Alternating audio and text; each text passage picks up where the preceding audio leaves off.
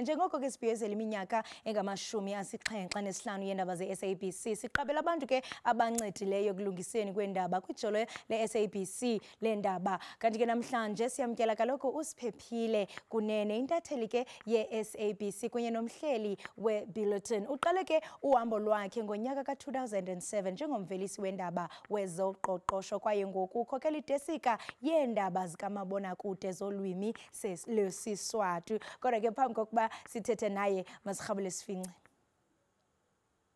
Inyuvesi yaseMpumalanga esifundeni seMpumalanga lapho litiko letemfundo lesifundza liniketa ticu nobe loko lababonga ngako bafundzi labatsi benta kahle etifundweni tabo ngekwahlukana kwabo. La nginalifa lotasichazela kabanti ukuthi yena uthokote kangakanani ngemiphumela yakhe. Lifa, uphasa kanjani, uthole ini, uthokote kangakanani ngemiphumela yakhe? Hayi, seke khona Bukeli ulapho e-studio asithethi ngambali. Umbuzo wakho pha ngaphambi kokuba ndibamkele ubuthi uthokote kangakanani. Uthokote kangakanani ngokuba la e-SABC lihayi? Ngithokote kakhulu ukuthi ninginikete lelithuba ngikwadi ukukhuluma nani elihlelweni ngiphindze ngikhulume nembukeli kuphi nakuphi la sithola khona si-SABC. Ngithokote kakhulu nekuthi nje sekuphela iminyaka lengaka solo senda lo msebenzi leswendako njenge-SABC sithethe kulabaqala embili salandzela solo asiyiwisi intsambo sichubeka nayo. Oh mani, oh wanifudumeza inhliziyo. Siphephile masikubulise sikwamkele enkqubeni. Unjani?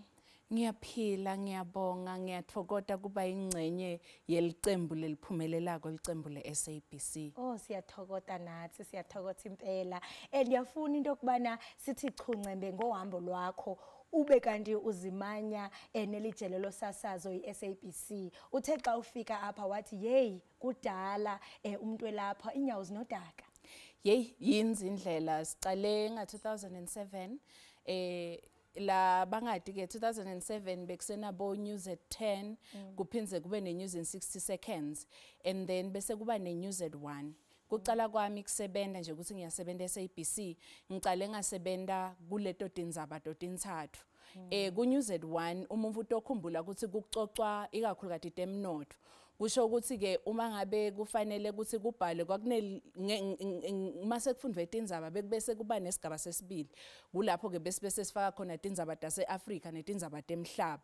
Entsambama malishona lilanga nguwe uyo update ama-indicators. I-challenge lebeyikhona ama-indicators e-Afrikaans. Yayathi mos i-Afrikaans kuthi iyafika ihambe ngithi thina labanye. Yes. Kepha ke kuye ngekuhamba kwesikhathi ngayibamba ngachubeka. Ubamba i-Afrikaans? Ngabamba nga-understand ngavisisa ukuthi kufanele sisebenze njani. Ngaleso sikhathi ke ka-Afrikaans mangabe umoshe nje inthengo yembila lelanga lelilandzela kube kufanele ubuye uchaze ukuthi yini lende wangayibhali kahle inthengo yembila. Kepha ke ngiye ngekubona nga-understand ngavisisa ngagcina ngiright ngachubeka. Kwathi nga 2010 was the best year the SABC. Bekumnanzi bekune World Cup yonke imvo beyendeka bekuliphupho layo. Nemali. Yonke info ngikutshela ukuthi bengisuka ku a small TV station la ngaqala khona ngazama bo intern nako konke. Then ngithe mangisuka lapho bebasinika stipend sa 1200. Ngafika e-SABC angizange ngayikholwa imali lengayihola enyangeni yokuqala. Ngangingakholwa ukuthi ngimlo. Hayi nga 2010 ngebese kumnanzi kakhulu silungiselela i-World Cup i-landmark lenkulu i-World Cup South Africa ngiyokuphela lebambe i-World Cup. Sengica lapho nga 2011 sengiyahamba ke ngeMpumalanga sengiyocala kwenta njani kupractice i-journalism in the field. Angithi bengiyiproducer ngisedeskini ngahamba ke sophumela ngaphandle ngoku sengiyahamba ngiyona nzima ngithanze kutotonke tinzima lengitendile e-SABC nalamhla makungavela lithuba ngaphinze ngibuyele ngwendelo yomsebenzi uyayigcwalisa inhlitiyo uyenda ukuthi ubone ukuthi wendela intshintsho etimpilweni tebantu.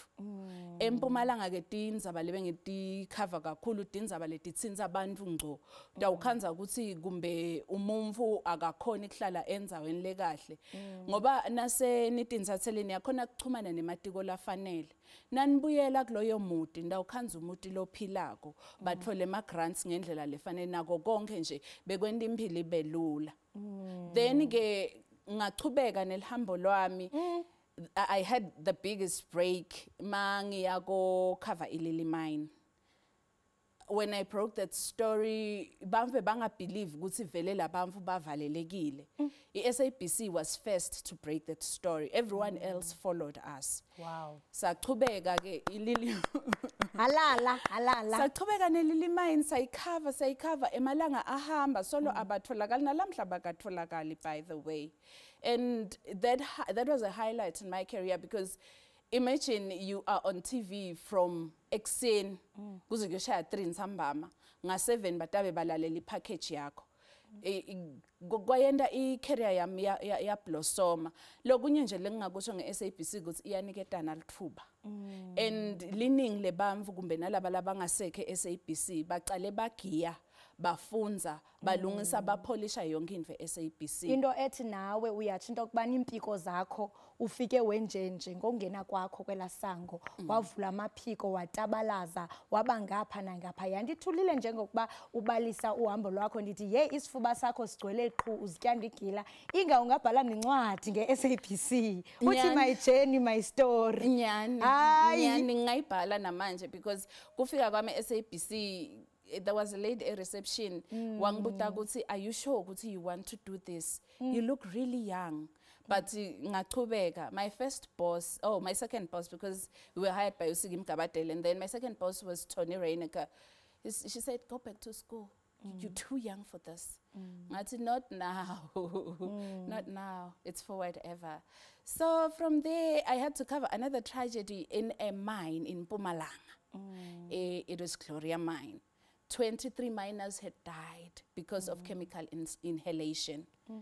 All these stories kind of like kuthi tiba heavy. Yeah. Tiba heavy emphefumulweni kuthi ngekhamba kwesikhathi ubone ukuthi okay sengiyile kulenzima sengingabashiyela labanye. Bensazoya kunye kanye lonto kuba kulamabali kubonakala ngathi inhliziyo yakho ubufuna ungena on the ground kuba kuyabonakala into kubana eyona nto uyithande kanokubom yi-news reporting ube on the ground with abemi boMzantsi Afrika uzibone ezinqobakaxaka ziqaka umchaka uziveze kumabonakude.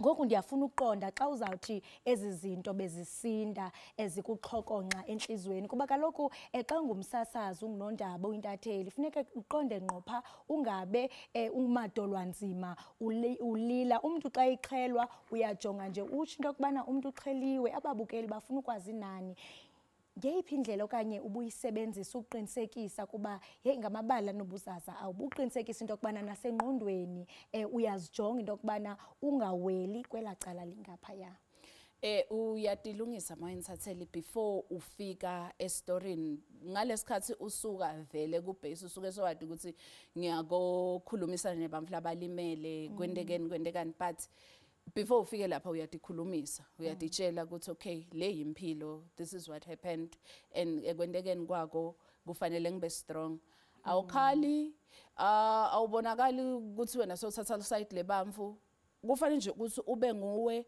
ureport indzaba njengoba injalo uhambe ubuyele ekhaya kube kuningi lokwendekile ngoba futhi besinemgwaco lomubi thina iN4 kukhona la ngake ngafika khona ngakhanza kushe 18 webantu plus driver we truck lokusho ukuthi kwakushone 19 webamfu then action kwabo mangifika lapha iPTC yami yekuqala piece to camera yekuqala ngayenda kuleso story leso na Abrahams so mangifika lapha ngithukile understand ukuthi ngicalaphi ngibhekapi lo muntu lebeside ngaye we department wathi mani lapha ucathe yonke lemvu yakhe ehlahle emehlo lapha ubuye la mase sikhuluma la ingcomvu yakho ibe seyisharp kusukela lapho indlela yabalula ngaqhubeka ngacetha yebo kuyendeka yebo kuyesinza emphefumulweni but there's always a coping mechanism and kumcoka ke nekuthi ube ne couch time uhambe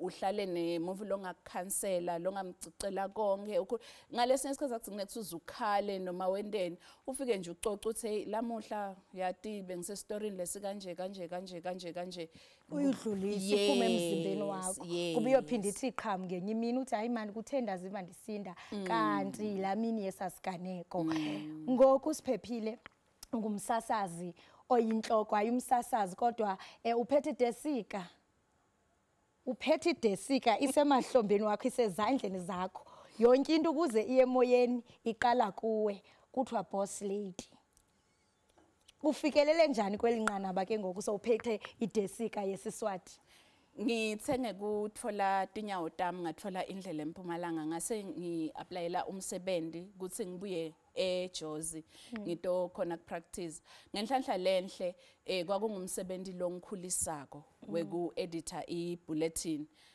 nyalo ke ngiedita kuphi ka radio ngihambe ngiyo editor ibulletin yaka radio eChannel Africa Channel Africa ngicabanga ukuthi ngihleti info lethi tinyanga letimfica 9 months kwavela lomunye futhi umsebenzi ngala weSiswati nawo weku editor ngasifaka ke isicelo semsebenzi kwasho ukuthi ngiyaphumelela ngafika ke ngifike ngakhanza kuyasebenzeka kuyaphileka and nema ideas lofika nawo bayakwati kuwa embrace and we run with it we are currently one of the best bulletins la kakhona velonke hayi nje ukuthi SABC velonke ngoba lelithimba noma le team lengikhanze lapha iyatimisela bayalithanda ulimi lwesiswati bayafuna ukuthi luhlale njalo luphuma embili nekuthi ke kude la ufike khona ufike uthi hey lamuhla ngicela ukuthi sikhulume nazibani lo wendeni kuphi bafike bathi no ngeke size sikhulume naye ngine team le receptive more than challenging kodwa yonke lonto ithi ingaba wena oqhuba inqwelo unjani ukuze ube neqela labantu abanjalo kuthi ukuthi nawe umqhubi wenqwelo zikhona izinto ozimisele ngazo otsho into kubana kweli khaya ngesaphara sityale xa sivuka sityale ungatsho into kubana njengomphathi ungumphathi oqiqileyo oqinisekisa into kubana le team iyazimisela ngenene ungaphosisi ndine messages ezingena kolindelwa zibana zikhalaza abanazo ezize apha noma umuntu angatshayela isigubhu aphinza gitse nginelithemba lekuthi umsebenzi lengwendako eSiswatini uyenda ukuthi bakwadi kubumbana bakwadi kusebenzisana njenge team nginelithemba nelekuthi uma ngisasebenta nabo bayakwadi ukuthi kunalokhu lesingakuboni kahle lokungahambi kahle sicela kumane sikulungise sizame ukuthola indlela yokusebenzisana kanye nekuthi ke nanikhuluma lulwimi lunye niyakwati kufika la nitholana khona nibamvu imvo lesibhayindile nalesihlanganisako ukuthi sifuna kubona ukuthi ilanguage iyachubeka noma lulwimi lwesiswati liyachubeka liyabambeka uthethe into ebaluleke kakhulu wena Siphephile kuba lento ichoyo into kubana siyabonisana yoniwa ngomlomo ilungiswe ngomlomo ndibonile xa ungena apha into kubana iqela lakho nalo belisemva kwakho into ethi ngenene nangenyaniso isikhokelo sakho sisikhokelo esihle lonto leyo siyayithulela umnqwazi kuba kumaxesha mangoku abantu baze babeke phansi intambo ngenxa yobunzima abajamelana nabo emsebenzini ufumanisa into kubana umuntu uphathiswa uxinzelelo olunzima ngumphathi wakhe inhle kakhulu lonto siyothulela umnqwazi and yafuna uqonda ke ngoku xa uthetha ngelwimi uyatsho into kubana eliqela lizimisele lizijula ijacu ekuphuculeni ulwimi lwenkobe siyaqonda into kubana xa uzawubuyela emva uthi kwakukhona neAfrikaans njalo into ethi i-indigenous languages zazingekho that empowered zasajongela phansi kuthiwa yo no intelligence ikolulwimi lwesingesi kubaleke kangakanani into kubana liqaqambise olulwimi kwaye mhlambe into nenethemba layo kwizizukulwana ezizayo ukuze nabo balincancebeleni kubana ngoku abantwana ufumanisa into kubana uthi umuntu mna isiswati ndisifunde ezindabeni Kumcoka ukuthi bamfa befu sibafundzise lulwimi lwethu lwemvelo. Ngani ngobe umuntu akasilutho ngaphandle kwelimuva lakhe. Uma ungayadi imvelaphi yakho awukwati kuba nedestiny noma likusasa lelicacile. Bamfa bemaswati isikhathi lesiningi abakati khanzi banesibinzi noma bane stawuthi lokutabenda ukuthi babe confidence babe confident babe neligcozi lokukhuluma ulimi lwesiswati ngoba ulimi lwesiswati bekululimi lolubukeleka phasi. Uzubuke noma kube kwatilimi even laseNingizimu Afrika Siswati nesindebele tile ngasekugcineni ngobe bekungasito tilwimi letichakambiswako noma letiphuma embili kuyinkonzo yethu ke njengebantu labaniketwe iplatform lefana nemedia kakhulu kati echannel lefana neSABC1 lebukelwa abantu labanyenti kuthi siqinisekise ukuthi siyagangatha uma kufika elwimini lwesiswati siqinisekise ukuthi siyendisisa noma sisebenzisa tisho netaga kube ngileto labatokhona abantu kuhamba nato bative batshele nebantfu ababo uyabona ukuthi siswati kumbe ama indigenous languages lulwimi lwelibele aluthandwa abantwana labancane luye luthandwe bantfu lasebabadzala siyakhula sengithi labadzala nyalo uma singakwati kuchubela lolwimi embili lutakufa siyawuba sivele sinjani ke lesihambe emhlabeni singasana lwini asiqola siqonqotha qabaqaba nje ndifuna uphosa amazwi nakubeni ke iSABC ibhiyozela iminyaka e75 awukakafiki nawe ku25 kodwa uyibambe lenqwelo isahamba athini amazwe wakho nakwizizukulwana ezizayo siyazi siphephile into bana nathi ngenye imini soba imbali kuthiwa ye kwakukho osiphephile ngowuphumzila ofuna ukushiya ingakumbi kumaswati imvukulo kufanele siyishiye ebandla ngilekwe ukuthi iSABC kufanele siyiphathe njengedikhali mandungwa ngisona sikhali sinaso thine sekuphumelelisa bungithi buntu bethu ngisona sikhali sinaso thine sekuphumelelisa lulwimi lwethu lwemasiko ethu yonke into leconzene nathi ngiyo le SABC kahle kakhulu ngoba phela lithuba iyaniketana sekuba kuwe nje umuvu ukuthi ulisebenzisa kanjani ukuze luphumelelise nalabanye nalabakulandzelako iSABC yende umsebenzi lomuhle sithi sivule emehlo sabe siwavulela kuSABC sathi sivule emehlo nanivuka ekseni nilungiselela ke esikolweni liyakhala lelabika le morning live ekseni like iSABC yine memories yebo kulo 75 years labambungatako lamuhla kuningi lekwendile kuntshintsha impilo teluntu ayi eNingizimu Afrika kuphela iSADC yonkhana mawungathi yabuka uphume nje eNamibia ngibene enhlanhla ngesikhathi sasisiphathiswa ngathunyelwa eNamibia ukuthi ngiyo attenda iworkshop khona babukela iSABC kutshelani lokho ukuba inefuthe embombozone zelihlabathi hey yazi zimnandi ilwimi zethu zalapha eMzantsi Afrika kuba njengoba uthetha ndithule anifuna ukukuphazamisa kuba uthetha kamnandi yimpepho entsasa indlela ethetha ngayo